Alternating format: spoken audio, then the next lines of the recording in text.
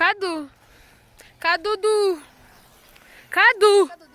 Se kadugiye. Kuri kugenda butarebe inyuma nk'umujura urukujya. Urukora nk'ibiki nganta karere merike. Ugiye niyo kabutura kuri gusohoka mu nzu. Imisika butura igutwaye. Kadu. Ugiye niyo kabutura. Kabutura zigutwaye. Ugiye kureba abasore? Imisika butura reba abasore. Ugiye he? Ugiye. N'amaguru yose hanze Kadu. Hagarara. Hagarara Kadu. Ayingura tubera ikirumbo. Kadu, uragiye ni kabutura amatako hanze amaguru. Ugiye kureba twa dusore twawe. Imisika utanire budusore. Dore nicyo kimwaro ku maso. Kadu ndavuze ngo nturengaho.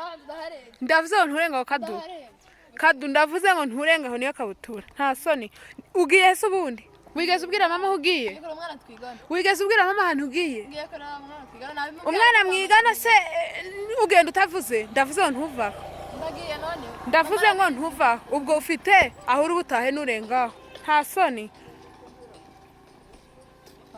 Kandi Kadu usigaye ushinze ihembe ukeneye abantu bo kuri manura. Ubwo se ukuri iryo jose ugiye? Garuka nyine nta soni.